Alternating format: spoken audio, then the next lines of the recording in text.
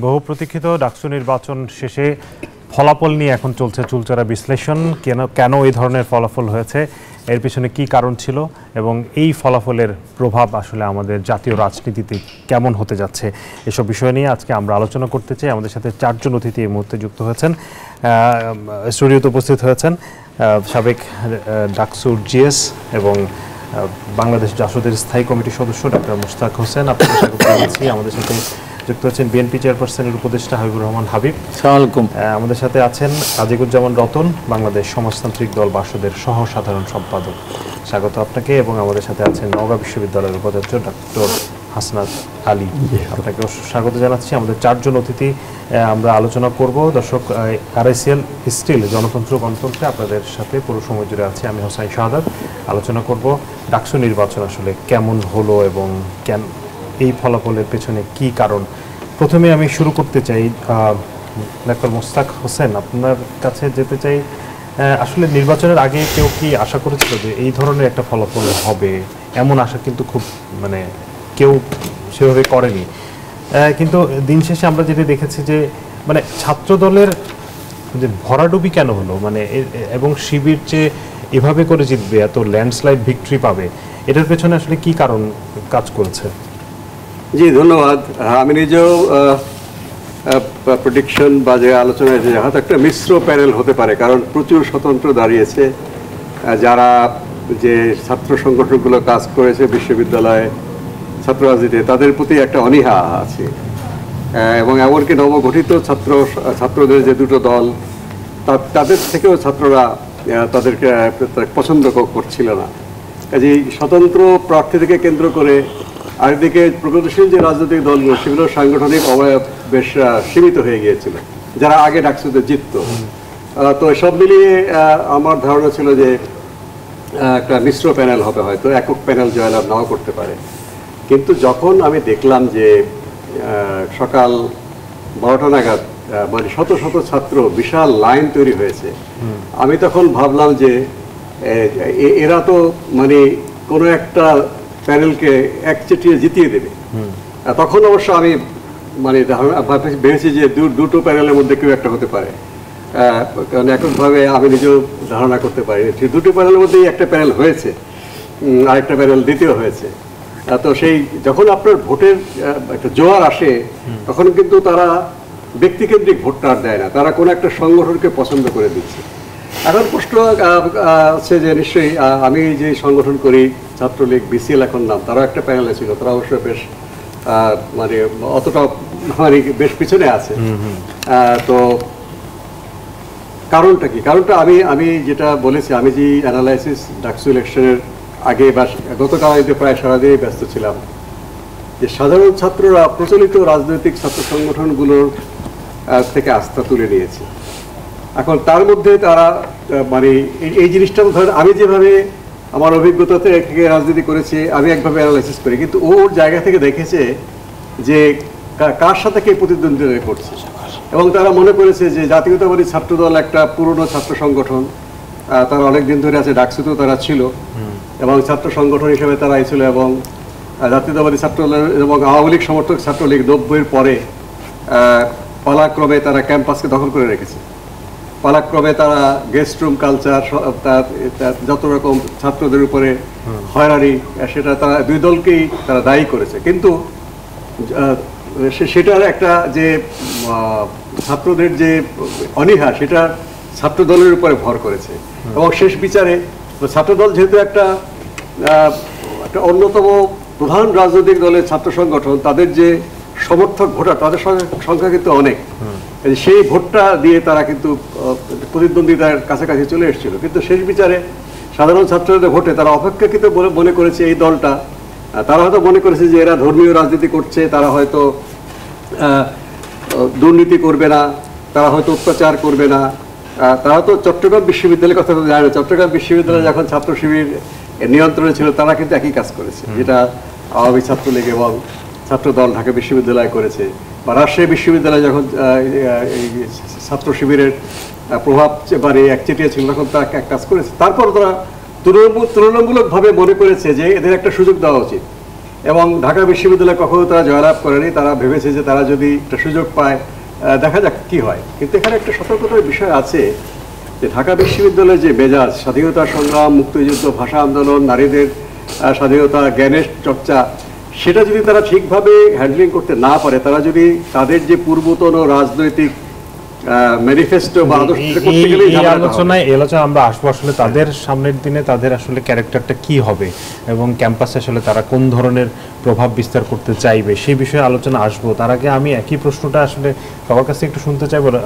রতন ভাই, আপনার কাছ থেকে যেটি জানতে চাইবো যে উনি যেটি বলছিলেন যে প্রচলিত রাজনৈতিক ধারা বাইরে গিয়ে করার চেষ্টা করেছে, রায় দেওয়ার চেষ্টা করেছে, এখানে কি বিষয়টা এরকম হয়েছে যে ছাত্রদলকে আসলে ছাত্রলীগের যে ধরনের ক্যারেক্টারগুলো দেখেছে গত 10-15 বছরে, একইভাবে ছাত্রদলকেও তাদের আশঙ্কা ছিল যে ছাত্রদল আসলে তারাও একই রকম করবে, গণরুমের কালচার থাকবে, অত্যাচার করবে, বা যে ধরনের ত্রাসের রাজত্ব ছাত্রলীগ করেছিল, একই ধরনের এই আশঙ্কা থেকেই কি এই রায় হয়েছে?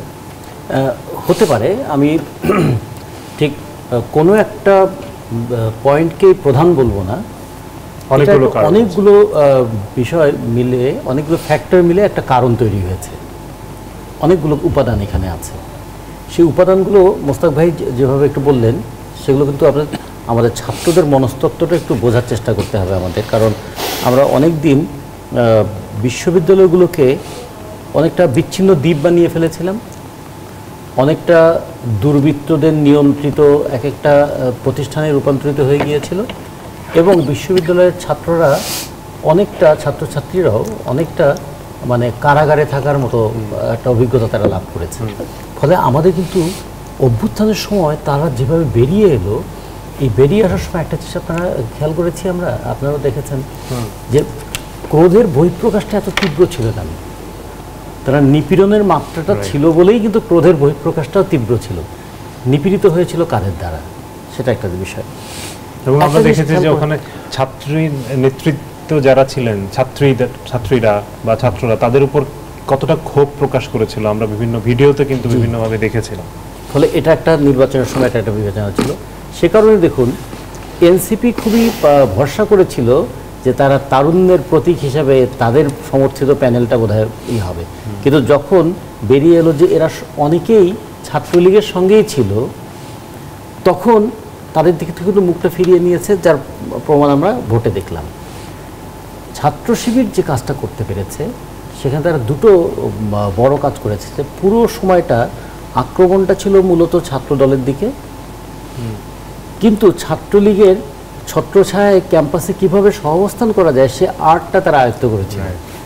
ফলে তারা ক্যাম্পাসে ছিল, হলে ছিল, যোগাযোগটা ছিল সবার সাথে, সাধারণ ছাত্রদের সঙ্গে একটা যোগাযোগ রক্ষা করেছিল, এবং তারা যেটা বলবো যে সাধারণ ছাত্রদের মধ্যে একটা রাজনীতি বিমুখতার যে জায়গাটা ছিল, সেখানে তারা তাদের সঙ্গে মিশে মিশে থাকার একটা চেষ্টা করেছিল।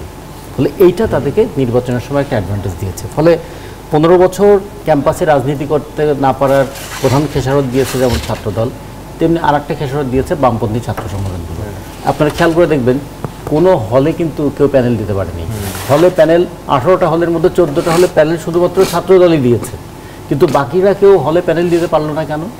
তার মানে হল ভিত্তিক কাজ করার কোনো সুযোগই ছিল না। ফলে বামপন্থী ছাত্র সংগঠনগুলো এখানে একটা বড় ধাক্কা খেয়েছে। আর একটা বড় বিষয় হয়েছে, এখানে প্রচুর হেড ক্যাম্পেইন হয়েছে, মানে ঘৃণা ছড়ানো, বামপন্থীদের সম্পর্কে নানা মাত্রায় সমস্ত দিক থেকে এমন একটা ঘৃণা ছড়ানোর চেষ্টা করা হয়েছিল। এখানে ডিজিটাল প্ল্যাটফর্মটাকে খুব মারাত্মকভাবে ব্যবহার করা হয়েছে। তারপরেও বামপন্থীদের পক্ষ থেকে যে কয়েকজন একটু ভালো ভোট পেয়েছে, বামপন্থীদের যদি একক প্যানেল হতে পারে নাই, মানে তার সেটাও খেয়াল করতে হবে, তাদের কিন্তু মার খেতে হয়েছে, নির্যাতিত হতে হয়েছে, এবং কখনো কখনো তাদেরকে সাম্প্রদায়িক আক্রমণের মুখোমুখি হতে হয়েছে। এটার পরেও তারা কিন্তু দাঁড়িয়েছিল বলে হ্যাঁ, একজন সদস্য জয়লাভ, এটা একটা বিষয় ছিল। আর একটা বিষয় আমি একটু বলি যে এবার এই ইলেকশনে নতুন একটা দিক আমাদের সামনে উঠে আসলো। সেটা কি, রাজনীতি বিমুখতা থেকে যে অভ্যুত্থানের মধ্য দিয়ে রাজনীতি সম্পৃক্ততা তৈরি হয়েছিল, এই নির্বাচনের সময় আমরা দেখলাম যে রাজনীতি সম্পৃক্ততার চাইতে আবার একটা নির্লিপ্ততার দিকে চলে যাচ্ছে কিনা। মানে একটু দায়িত্ব নিয়ে ভবিষ্যৎ ছাত্র আন্দোলন গড়ে তুলবে যারা, সেই দিকেও কিন্তু মনোযোগটা খুব কম।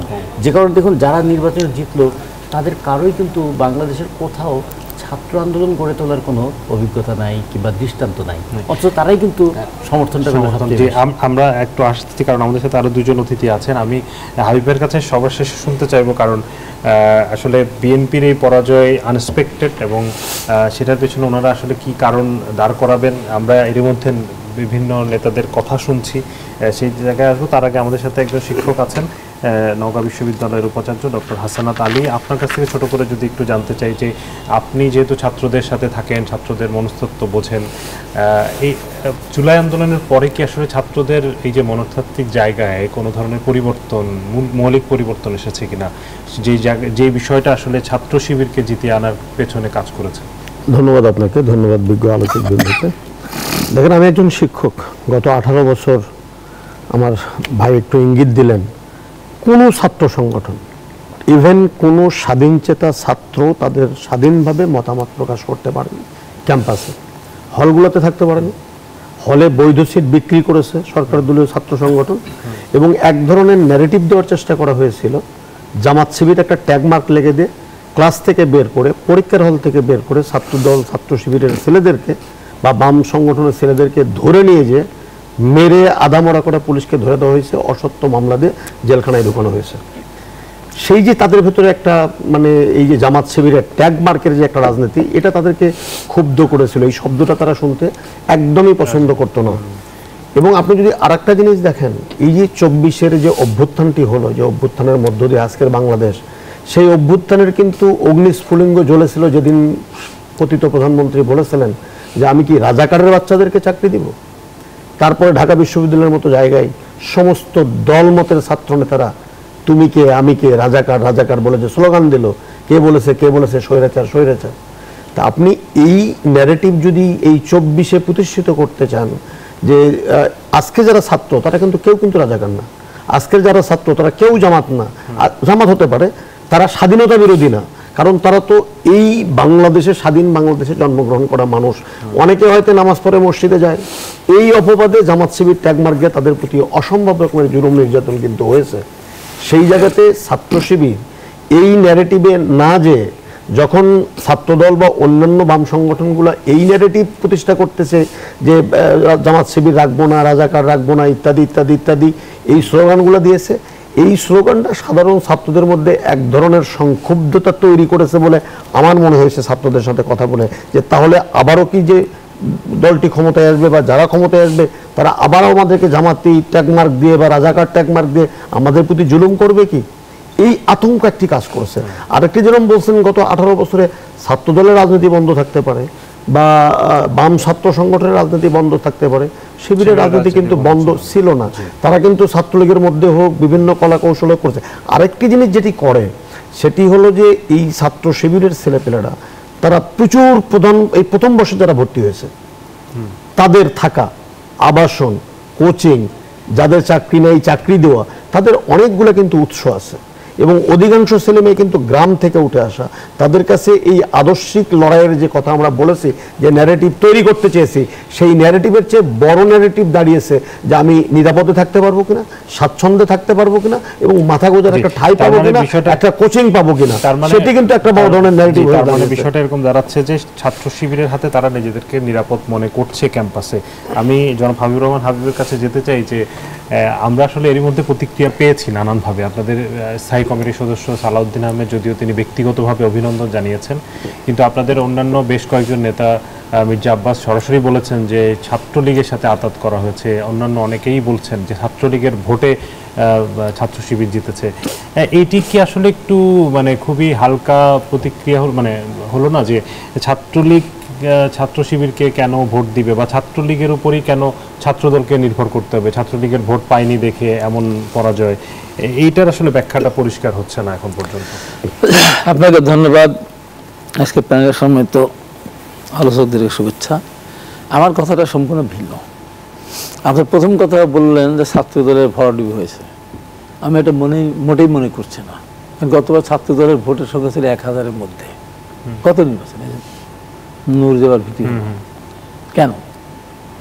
ছাত্রদল দীর্ঘ 15.5 বছর ক্যাম্পাসে যেতে পারে না। বিশ্ববিদ্যালয়ে ভর্তি হয়েছে, সেখানে পাশ করে বের হতে পারে না।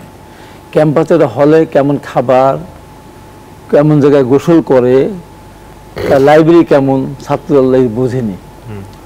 এত বছর একটা ছাত্র সংগঠন বিশ্ববিদ্যালয়ের বাইরে ছিল, তারপরে গিয়েও যে তারা 14টা হলে প্যানেল দিতে পেরেছে, 5,000-এর কাছাকাছি ভোট পেয়েছে, 5,000-এর উপরে ভোট পেয়েছে। এটা তো ছাত্রদলের পরাজয় না। পরাজয় যদি ছাত্রদল হয়ে থাকে, সেটা মনে করি আমরা যারা বিএনপির নেতা কর্মী, আমরা এই জিনিসটা জামাত যেমন এটাকে তাদের একটা যুদ্ধ জয়ের জন্য যা যা দরকার, যা যা করেছে, টাকা পয়সা থেকে শুরু করে বাড়ি বাড়ি যাওয়া, আমরা বিএনপির নেতা কর্মীরা সেই কাজটা আমরা করিনি। তারা আপনাকে সিরিয়াসলি নেন না? করিনি, হ্যাঁ, সিরিয়াসলি নেইনি তো আমরা, আসলে সিরিয়াসলি নেইনি, তা বলবো তো। তো এই যে একটা বিরাট ব্যাপার, এখন বিএনপির পক্ষে যত মানুষের জনসমর্থন আছে, তাদের পরিবারের সন্তানরা যদি ঠিকমতো ভোট দেয়, এবং আমি মনে করি যে ছাত্র শিবিরের পক্ষে যারা ভোট দিয়েছে তার একজনও ঘরে ছিল না, সব চলে আসছে। কিন্তু অনেকে আছে যে 10,000 12,000 লোক ভোট দেয়নি, 10,000, অনেকে আছে বিএনপি সমর্থিত পরিবারের সন্তানেরা, এটা সিরিয়াসলি দেয়নি, এটা বাস্তবতা। দ্বিতীয়ত কথা, আমার কাছে সবচেয়ে আশ্চর্য লাগছে কোনটা, যে ছাত্র সংগঠন এবং যে যারা জিতলো, তাদের এদেশে আন্দোলন সংগ্রামের কোনো ভূমিকা নেই, কোনো ভূমিকা নাই। এই যে ছাত্ররা আবির থেকে শুরু করে এদের যে আন্দোলনের ভিতরে যে ভূমিকা, এদেরকে সেই ভূমিকা ছিল? কোনো জায়গায় দেখা গেছে কোনো ছবি আছে আন্দোলনের সময়? কিচ্ছু নেই। বরঞ্চ মায়ের কোলে নানার বাড়িতে গিয়ে যখন বাচ্চারা ঘুমায়, বাবার বাড়িতে যখন বাবার কাঁধে উঠে ঘুরে বেড়ায়, এর দীর্ঘ 15.5 বছর মায়ের আদরে বাবার স্নেহে ঢাকা বিশ্ববিদ্যালয় লালিত পালিত হয়েছে, ঢাকা থেকেছে, হলে থেকেছে, সাবসিডি যে খাবার খেয়েছে। এই যে আওয়ামী লীগ, এই যে আজকের এই পরাজয়ের মূল কারণ, একটা কারণ যদি মনে করেন, সেটা আওয়ামী লীগ এবং আওয়ামী লীগ দুঃশাসন, এবং তারা বিশ্ববিদ্যালয় ক্যাম্পাসকে জিম্মি করে রেখেছে। আমরা কিন্তু বারবার বলতাম, যখনই আপনি পলিটিক্যাল অ্যাক্টিভিটিস করতে দিবেন না, তখন কিন্তু আপনার অন্য নিষিদ্ধ যারা, তারা কিন্তু সেখানে শক্তিশালী হবে। সেটা হয়েছে। ছাত্রদল ঢুকতে পারেনি ক্যাম্পাসে, পরীক্ষা দিতে পারেনি, পরীক্ষা হল থেকে বেরোলে পিটি হাত পা ভেঙে দিয়েছে। তো সেই ছাত্রদল আপনি ক্যাম্পাসে কীভাবে করে, এবং যখন তারা এই যে এক বছর হলো, 1 বছর আমি বলে, এটা জন্য আমরা দায়িত্ব, আমি মাথা ঘুরে যদি আমার থাকতো যে 1 বছর পর ডাকসু নির্বাচন হবে, তখন আমার ছাত্রদল কমিটিটা প্রথমেই করে দেওয়া হচ্ছিল। শেষে এসে যে ছাত্রদল কমিটি হলগুলি করলো না, এই হল কমিটি করার পরে যখন এই যে এখন তো বোঝা যাচ্ছে শিবিরের প্রকাশের শিবির না হলে সাধারণ ছাত্রদের ব্যানারে যে ছাত্র সংগঠন নিষিদ্ধ করতে হবে, যেটা ঢাকা বিশ্ববিদ্যালয়ের ইতিহাস সব জঘন্য যে কাজ, যে ঢাকা বিশ্ববিদ্যালয়ের কারণে বাংলা ভাষা আন্দোলন সফল হয়েছে, 62 বলেন, 63 বলেন, 69 বলেন, 70 বলেন, 71 মুক্তিযোদ্ধা, 90 ছাত্র গণঅভ্যুত্থান, 24 সে ঢাকা বিষয়ে রাজনীতি করা যাবে না, ফ্যাসিস্টদের বলে ফেললো রাজনীতি করা যাবে না, কমিটি বাতিল করতে হবে। তখনই তো সমস্যাটা সৃষ্টি হয়ে গেছে। এবং দেখেন, ছাত্রদল বলে যে আমরা গিয়ে হলে ভোট চাইতে পারি না, কার ভয়ে? কার ভয়? এই যে যারা ছাত্র শিবির, এরা তো ছাত্রলীগের সাথে মিশেছিল। একটা সংগঠনের নেতা, একটা ছাত্র সংগঠনের নেতা ছাত্র শিবিরের প্রেসিডেন্ট সেক্রেটারি বলে দাবি করলে এরা তো তারা কি একটা দিন ক্যাম্পাসে 1 ঘন্টার জন্য তারা কি বলেছে 5 তারিখ আগে আমার ছাত্রলীগের প্রেসিডেন্ট একদিন বলেছে আমার ছাত্র সেক্রেটারি? তারা ছাত্রলীগের মধ্যে ঢুকেছিল, মিছিল করেছে, স্লোগান দিয়েছে, সকাল বেকার শিবির ধরে ধরে ধরে নাস্তা করে, এরকম অনেক স্লোগান ছাত্রলীগ দিয়েছে না? সেই স্লোগানের সাথে সেই মিছিল তারাও ছিল। হঠাৎ করে 5 তারিখের পরে তারা মানে এইভাবে আবিষ্কৃত হয়ে গেল যে তারা ছাত্র শিবিরের প্রেসিডেন্ট সেক্রেটারি। এবার আমি আজকে পর্যায়ের যে এটা গিয়ে আমি এই যে মন্তব্য করার মতো আমার মানসিকতা নেই। তা ঢাকা বিশ্ববিদ্যালয়ের জায়গায় আমার ধারণা ছিল, একটা আমি ধারণা দিয়েছিলাম যে জগন্নাথ হলে ভোট পাবে না, সেই ভোটটা কিন্তু পায়নি। আমার আরেকটা ধারণা ছিল ঢাকা বিশ্ববিদ্যালয়ের মেয়েরা অন্তত এদেরকে ভোট দেবে না, ওদের যে মানে তাদের রাজনৈতিক ইতিহাস, হিস্ট্রি, কালচার সবকিছু মিলে ঢাকা বিশ্ববিদ্যালয়ের মেয়েরা শিবির সমর্থন ভোট দেবে এমন অকল্পনীয় ছিল। সেখানে সেই ঘটনাটা ঘটেছে। এরা কি ভেবেছে?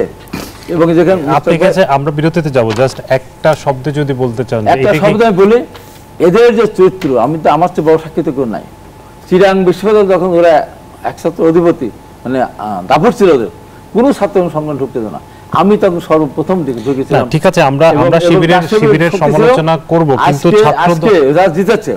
এখন এটা তো তারা জিতেছে, এখন এই জেতাকে নিয়ে এখানে আমাদের ছেলেরা যেটাই বলুক না কেন, তারপর আমি বলবো যে যারা ঢাকা বিশ্ববিদ্যালয়ের ছাত্রছাত্রীরা এরকম সিদ্ধান্ত নিতে পারে, এটা আমার কাছে একেবারে অপূর্ণ। হয়েছে। আমরা আসবো, আমরা আলোচনা আবার ফিরতে হবে আমাদেরকে।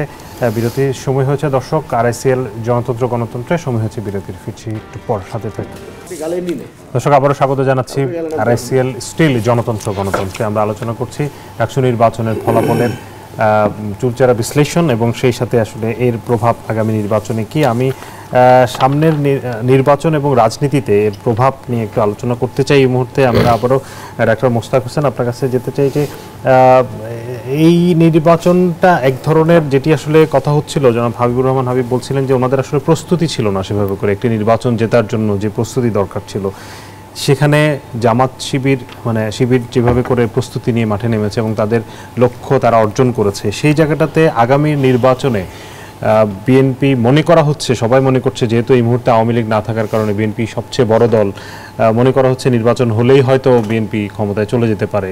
সেটি কি আসলে সেই সমীকরণটা তো সহজ হবে? মানে এই নির্বাচনের পর কি আসলে এখন কি সেটা বলার সুযোগ আছে? সেটা অনেকখানি নির্ভর করে যে এই ডাকসু নির্বাচনের ফলাফলটা প্রত্যক্ষ প্রভাব পড়বে। আগামীকাল জাহাঙ্গীরনগর ইউনিভার্সিটি, 25 তারিখ রাজশাহী ইউনিভার্সিটিতে নির্বাচন আছে, চট্টগ্রামের এখনো তারিখ হয়নি। কিন্তু জাতীয় নির্বাচনের আগে এটা আমিও বলেছি, মান্না ভাইও বলেছেন যে যারাই ডাকসুতে আসে তারাই অটোমেটিক্যালি জাতীয় সংসদ নির্বাচনে জয়লাভ করে না। হ্যাঁ, যেমন 69 গণ অভ্যুত্থানে ছাত্রলীগের তোফায়েল ভাই নেতৃত্ব দিয়েছেন। গণ অভ্যুত্থানে আইয়ুব খানের পতন হওয়ার পরে 70 সালের নির্বাচনে সেই আওয়ামী লীগ একটা অন্যতম কারণ যে এটা, বা 90 সালে ডাকসু নির্বাচনে জাতীয়তাবাদী ছাত্রদল পূর্ণ প্যানেলে জয়লাভ করেছে। এরশাদ পতন ঘটেছে তারপরে, জাতীয়তাবাদী ছাত্রদলের নেতৃত্বে সর্বদলীয় ছাত্রৈক্য হয়েছে। তারপরে 91 নির্বাচনে এটা একটা অন্যতম কারণ যে ছাত্র সমাজ ছাত্রদলকে, জাতীয়তাবাদী দলকে সমর্থন করে সংখ্যাগরিষ্ঠ আসনে যেতে সাহায্য করেছে। কিন্তু আবার দেখেন 72 সালে যখন আওয়ামী লীগ স্বাধীনতার পরে সরকার গঠন করলো, তখন আওয়ামী লীগ ছাত্রলীগ তারা অনেক খারাপ কাজে জড়িয়ে পড়লো। তখন প্রতিবাদী সংগঠন হিসেবে ছাত্র ইউনিয়ন জয়লাভ করলো 72 সালে। কিন্তু 73 সালে সংসদ নির্বাচনে ছাত্র ইউনিয়নের যে সংগঠন, তাদের সহযোগী কমিউনিস্ট পার্টি, তারা তো একটা আসনও পায়নি। মুজফ্ফরনগর থেকে কেউ জয়লাভ করেছে, একটা বা দুজন। আমার দেখুন জাসদ ছাত্রলীগ, যেটা আমি আমি কি বলে করেছি, মান্না ভাই 79 সালে ফুল প্যানেলে জয়লাভ করলেন। কিন্তু এরপরে 80 সাল এবং 82 সালে বাসদ সমর্থক ছাত্রলীগ হয়ে মান্না ভাইয়েরা আবার জয়লাভ করেন। কিন্তু তারপরে সংসদ নির্বাচনে তো জাসদ বা বাসদ সেটা করেনি। এটা প্রেক্ষাপটের উপর নির্ভর করে। এখন ছাত্র শিবির যেটা জয়লাভ করেছে ডাকসুতে, তারা যদি মানে ছাত্র সমাজের আকাঙ্ক্ষা অনুযায়ী কাজ করে এবং ছাত্র শিবিরের যেই, আমি যেটা বলতে যাচ্ছিলাম, তাদের যেই মূল ধর্মভিত্তিক রাজনীতি, 71কে দেখার দৃষ্টিভঙ্গি, সেখান থেকে যদি তারা ঢাকা বিশ্ববিদ্যালয়ে মুক্তিযুদ্ধ বিরোধী কোনো রকম মানে তৎপরতা দিয়ে সাধারণ ছাত্রদেরকে উত্তেজিত করে তোলে। একটা উদাহরণ দিচ্ছি আমি, যে গণ অভ্যুত্থানের পরে তারা হয়তো ভেবেছিল যে মুক্তিযুদ্ধ নিয়ে বা 71 সালে তাদের যে ভূমিকা, স্বাধীনতা বিরোধী ভূমিকা, এটা মানুষ মেনে নিবে। তারা তাদের মৃত্যুদণ্ডপ্রাপ্ত তাদের নেতৃবৃন্দের ছবি টানিয়েছিলেন। প্রতিবাদ সঙ্গে সঙ্গে প্রতিবাদ হয়েছে এবং যারা প্রতিবাদ করেছে তাদের সাংগঠনিক পরিসরটা তাদের চেয়ে ছোট এই নির্বাচনে দেখা গেছে। কিন্তু নৈতিকভাবে ছাত্র শিবিরের ছিল, সাহস ছিল না যে তারা তাদের নেতৃবৃন্দের ছবিটা টাঙিয়ে রেখেছে, ওটা থাকবে। তারা কিন্তু সরিয়ে নিতে বাধ্য হয়েছে, বিশ্ববিদ্যালয় কর্তৃপক্ষ তাদেরকে সেটা বাধ্য করেছে। এবং এটা হচ্ছে মুক্তিযুদ্ধ এবং স্বাধীনতার যে নৈতিক শক্তি, সেটাকে এই ছাত্র শিবির নেতৃবৃন্দ কিভাবে আগামী দিনের ডাকসু কার্যক্রমে, হল সংসদ কার্যক্রমে এটাকে অ্যাকোমোডেট করবে বা কিভাবে ডিল করবে, এটার উপর নির্ভর করে ভবিষ্যতে আপনার ছাত্র শিবিরের আগামী ইলেকশন কিংবা জামাত ইসলামী রাজনীতির উপর প্রভাব পড়বে। এটা যদি তারা তাদের মানে আগের স্টাইলে করে, তাহলে কিন্তু সমস্ত ছাত্র সংগঠন এক হয়ে তাদের বিরুদ্ধে তাদেরকে বিরুদ্ধে দাঁড়াবে। আমরা রাজিকুজ্জামান রতন আপনার কাছে যেতে চাই যে আজকে একটি পত্রিকায় ডাকসুর সদস্য, সাবেক সদস্য এবং রাজনৈতিক বিশ্লেষক সালেউদ্দিন আহমেদের একটি লেখা পড়ছিলাম। তিনি বলছিলেন যে এই নির্বাচনটা আসলে বিএনপির জন্য একটা বড় টেস্ট ছিল, যেটিতে তারা ফেল করেছে এবং সামনের যে বিএনপির এই গোদামিলের রাজনীতি ছাত্রদলকে ডাকসুতে ডুবিয়েছে, বিএনপির জন্য ভবিষ্যতে তা বিপদের কারণ হতে পারে। কতটা বিপদের কারণ হতে পারে সেটা বলার জন্য হাবিব ভাই আছেন। কিন্তু আমি যেটা বলতে চাইবো যে বিশ্ববিদ্যালয়গুলোতে নিয়মিত নির্বাচন হওয়া উচিত। নিয়মিত নির্বাচন হলে অনেকগুলো জিনিস পরিষ্কার হয়ে যাবে। একটা হচ্ছে যে ক্যাম্পাসটাকে আমরা কিভাবে দেখতে চাই, শিক্ষাটাকে কিভাবে দেখতে চাই, শিক্ষার আর্থিক দায়িত্বটা কে নেবে? শিক্ষাটা কি যুক্তিবাদী শিক্ষা হবে নাকি অদৃষ্টবাদী শিক্ষা হবে? এবং শিক্ষার ক্ষেত্রে যে গণতান্ত্রিক আচরণ, সেখানে নারী পুরুষ বিভাজন কি হবে নাকি থাকবে না, কিংবা আদিবাসী বাঙালি বৈশিষ্ট্যটা কীরকম হবে, একটা জাতি গঠনের প্রক্রিয়া কি হয়, এগুলো কিন্তু একটা ক্যাম্পাসের তখন আলোচনার বিষয় হয়ে দাঁড়াবে। এতদিন যেহেতু অবরুদ্ধ ক্যাম্পাস ছিল, সেগুলো কিছুই ছিল না। একদিন ছিল শুধুমাত্র ক্ষমতায় থেকে ফ্যাসিস্ট আচরণ করছে, তার বিরুদ্ধে আমরা একটা মুক্ত পরিবেশ চাই।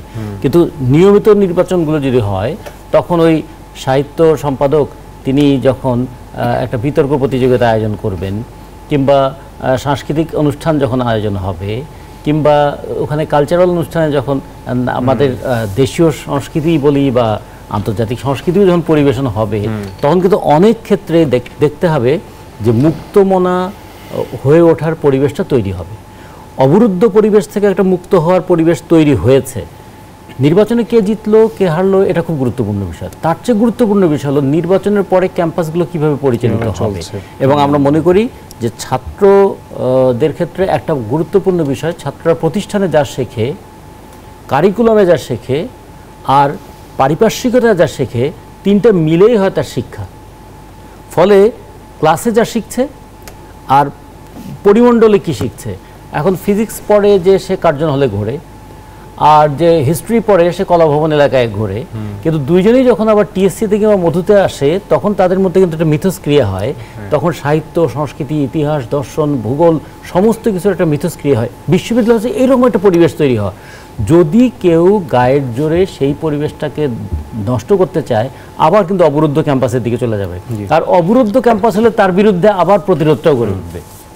এটি খুব ভালো একটা আপনি বিষয় উত্থাপন করেছেন, এবং আমি আসলে পরবর্তী রাজনীতির যে প্রসঙ্গটা সেটি আমরা পরের অংশে আমরা আলোচনা করতে চাই। এই মুহূর্তে জনাব হাসান আতারি, আপনার কাছ থেকে যে জানতে, যেটি আসলে রতন ভাই বলছিলেন যে আগামীতে আসলে কেমন হবে, কেমন ক্যাম্পাস পরিচালিত হবে, ক্যাম্পাসের কার্যকলাপগুলো কেমন হবে, সেই জায়গাটাতে আপনি মানে ছাত্র শিবিরের যেহেতু আদর্শিক জায়গা থেকে উনি যেটি আসলে বলার চেষ্টা করেছেন, বাংলাদেশের বাঙালি সংস্কৃতির সাথে এক ধরনের কিছুটা সাংঘর্ষিক বিষয় আছে, অনেকগুলো ব্যাপার যেটির কারণে আসলে ছাত্র শিবিরকে এতদিন, যেটি হাবিব ভাই বলতে চাচ্ছিলেন যে নারীদের ভোট পাবে কিনা, মানে এই বিষয়গুলো যখন চলে আসবে সেক্ষেত্রে আসলে মানে কেমন হতে পারে, মানে ছাত্র শিবির আসলে কোন স্ট্র্যাটেজি নিতে পারে?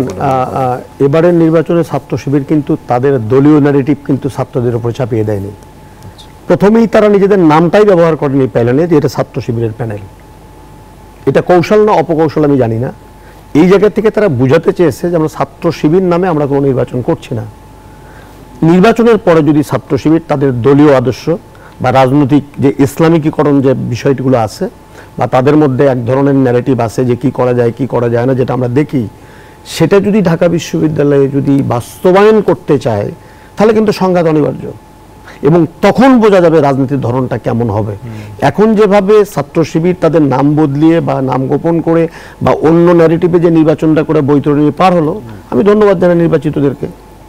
ঢাকা বিশ্ববিদ্যালয়ের ছাত্রদেরকেও আমি সাধুবাদ জানাই, অন্তত 18 বছরে ভোট দিতে পারেন, একটা স্বাধীন উৎসবমুখর পরিবেশে ভোট দিয়েছে, এবং যারা ত্রুটি বিচ্যুতি হয়েছে বলছে, তারাও স্বাধীনভাবে তাদের মতামতগুলো প্রকাশ করতে পেরেছে। আমরা শুনতে পেরেছি কি কি ছিল, ছাত্র শিবির কীভাবে অ্যাক্ট করে শপথ নেওয়ার পরে, সেটি গুরুত্বপূর্ণ। ছাত্র রাজনীতির ডাইমেনশনটা কোন জায়গায় যাবে। আমি রতন ভাইয়ের সাথে একমত যে কেন এই 100 বছরের ইতিহাসে মাত্র এই 29টা নির্বাচন বা 28টা নির্বাচন হবে, কেন 100টি নির্বাচন হবে না।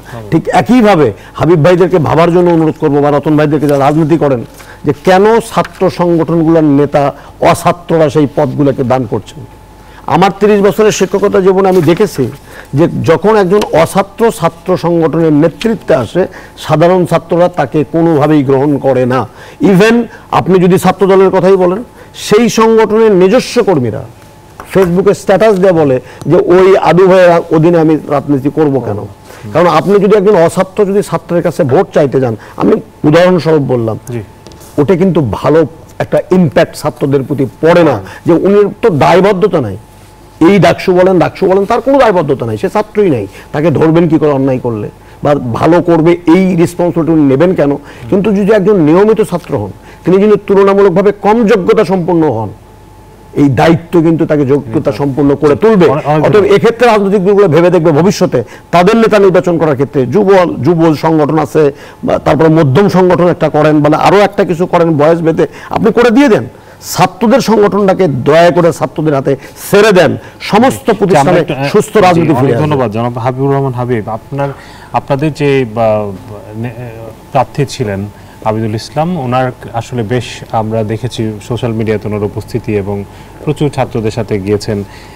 একটি ভিন্ন কাজ করেছেন ওনারা, যেটি করেছেন যে নির্বাচনের আগেই এক ধরনের একটা শপথ নিয়েছিলেন এবং সেখানে নানান ধরনের ইশতেহার এর বিষয়গুলো উঠে এসেছে এবং উনি আজ যেটি বলেছেন যে প্রতিক্রিয়ায় যে উনি পরাজিত হলেও তিনি আসলে ক্যাম্পাসে তার যে ইশতেহারের যে কথাগুলো ছিল সেগুলো বাস্তবায়নে কাজ করবেন।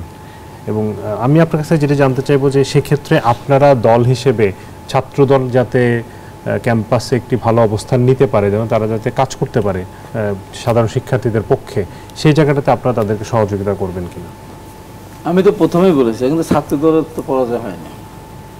তোমার ছাত্রদল কিন্তু ধন্যবাদ জানাচ্ছি, ওরা নিজেরা একা নির্বাচন করেছে ছাত্রদল নামে, আর যারাই নির্বাচন কেউ একক নিজের নামে করেনি।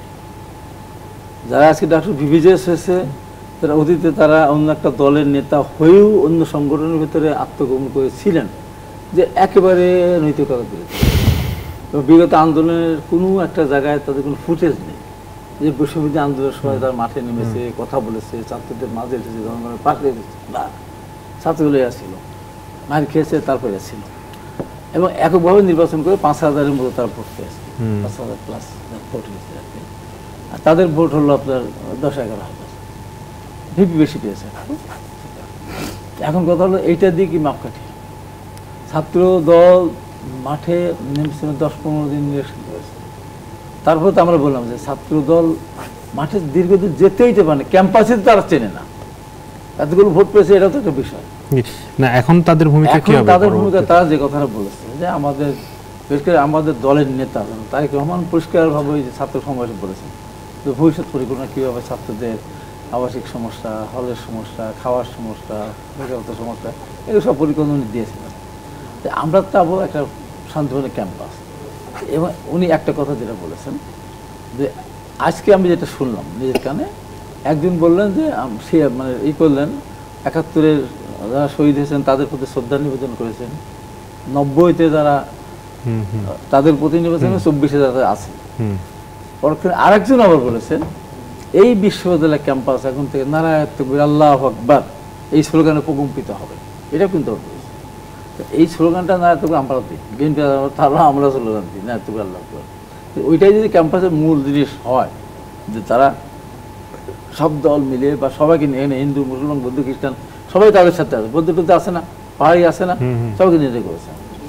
এখন তারা দায়িত্ব পালন করতে গিয়ে একটা জিনিস আপনাকে বলতেই হবে, তারা জিতেছে আলাদা ব্যাপার, কিন্তু এই দেশে তার সংগঠন বা তারাও বা তার যে দল, এই দেশে তাদের কোনো অবদান নেই, কোনো অবদান নেই। এখন নেগেটিভ ছাত্ররা যেটা ভেবেছে ঢাকা বিশ্ববিদ্যালয়ের ভোটারদের প্রতি আমি অসম্মান দেখাতে চাই না, তো তারা ভেবে যদি দেখতো যে আমরা কোন ছাত্র সংগঠনের পক্ষে ভোট আমরা দিচ্ছি, যার দেশ স্বাধীনতা আন্দোলন সংগ্রাম অর্থনীতি কোনো ব্যাপারে তাদের কোনো রকমের সঠিক এটা নেই, এবং তার রাজনীতির সাথে তারা যে সংগঠন করে সেই সংগঠন যায় না, ইসলামিক সংগঠন করে গণতান্ত্রিক পদ্ধতি সেটাও তো আপনার একসাথে যায় না, একটা টোটালি একটা আপনার যে